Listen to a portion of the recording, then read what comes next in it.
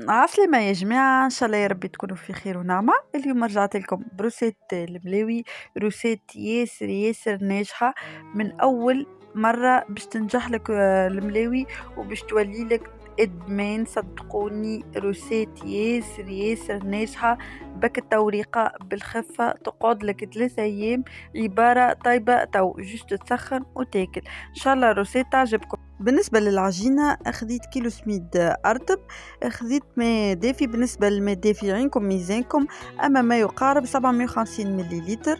خذيت مغرفة متاع قهوة السكر تعطيكم حمورية في كعبة الملاوي، وخذيت مغرفة ونص متاع ماكلة كبار ملح، وباكو خميرة الجاتو. السر في الخميرة متاع الجاتو إن شاء الله.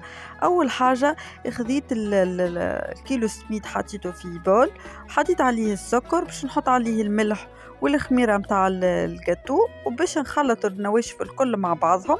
وبعد باش نبدا نزيد في الماء بشويه بشويه، عيني ميزاني حتى لين تتلم العجينه تاع الملاوي بالكدا.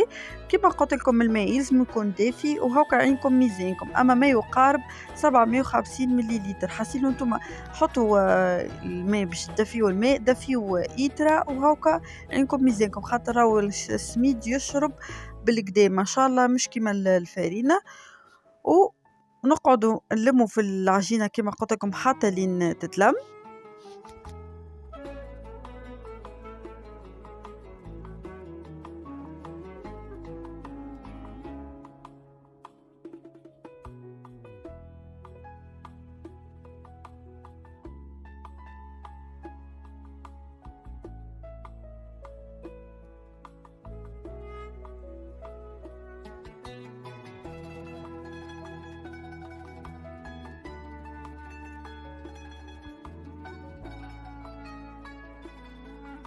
كيما تراو بعد ما لميتها بالكدا باش نحط نعجنها. تنجموا تعجنوها في العجانة، انا الحق كي نبدا تعبة ولا مزروبة نحطها تتعجن في العجانة. كي نبدا في عقلي نعجنها بيدي، هو خير وكي تعجنها بيدك خاطر تفهمها بالكدا مش كيما العجانة. اما كان باش تعجنوها في العجانة لموا العجينة بالكدا وحطوها تتعجن، ما تحطوش العجانة هي تلم لكم البات، فهمتوني؟ به حطيتها كيما تراو على البلان دو ترافاي، وباش نبدا نعجن فيها وكل مره نزيد شويه ماء. يلزمها تكون طريه، ما يلزمهاش تجيكم يابسه. ردوا بالكم راي الملاوي كان الباطه تحسوها يابسه ولا شاده روحها بالكدا، راهي ماهيش باش تنجح لكم ولا باش تجيكم معناها يابسه. يلزمكم تعجنوها بالكدا بالكدا مدة أقل شيء 15 دقيقة، حتى لين تتحصلوا على بعض كما تراو في الفيديو، تبدا طرية ومسلمة. وهي بالخميرة متاع الجاتو السر هذاك باش تجيكم منفوخة وتجيكم طرية طرية طرية، وتصبر بالكدا تقعد حتى 4 أيام. كل ما تجبدوا كعبة وتسخنوها اون ديري طيبة تو. صدقوني روسيت عالمية. أنا قبل ما كنتش نحب نطيب الملاوي، وملي جربت الروسيت هذيا صدقوني وليت مدمنة عليها. كما تراو سهلة بالكدا. حطيت الباط متاعي ترتاح أقل شيء نص ساعة. كان معكمش مزروبين تنجموا تخليوه حتى ساعة ساعتين.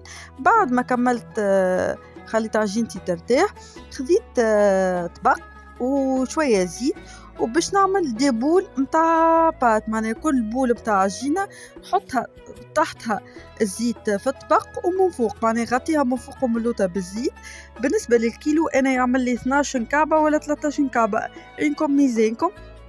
انا نعمل كعبات متوسطين الحجم وكعبات كبار حسيلو، وانتم تنجموا تعملوهم صغار يعملوكم 14 15 كعبه، والا تنجموا تعملوهم عاديين متاع 13 كعبه 12 كعبه هكاكا. بعد ما كملت كعبرت العجينه بتاعي الكل باش ناخو بول من اللي عملتهم، وباش نحلها بالكدا بالزيت النباتي. تنجموا تحلوها بالزيت زيتونه كيما تحبوا، نحلوها بالكدا. شوفوا ما شاء الله تتطوعكم، وقد ما ترتاح قد ما تكون خير. انا خليتها نصيف ساعه خاطر مزروبه باش نعملها للعشاء. انتم كما قلت لكم كانكم ماكمش مزروبين تنجموا تخليوها حتى ساعه ساعتين، تنعجنوها الصباح وتطيبوها العشيه، ما يصير لها حتى شيء، وراهي تجي روعه روعه روعه. صدقوني خفيفة وهشوشة ومورقة، تعمل 66 كيف، وجربوها.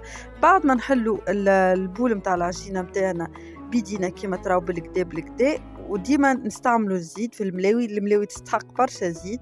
بعد ما حليتها بالكدا باش نطويها على 4 كيما تراو كيما المربى، ومن بعد باش نعجنها بيدي، باش نحلها معناها بيدي حتى لين تولي لي خبزة ونحطها تطيب.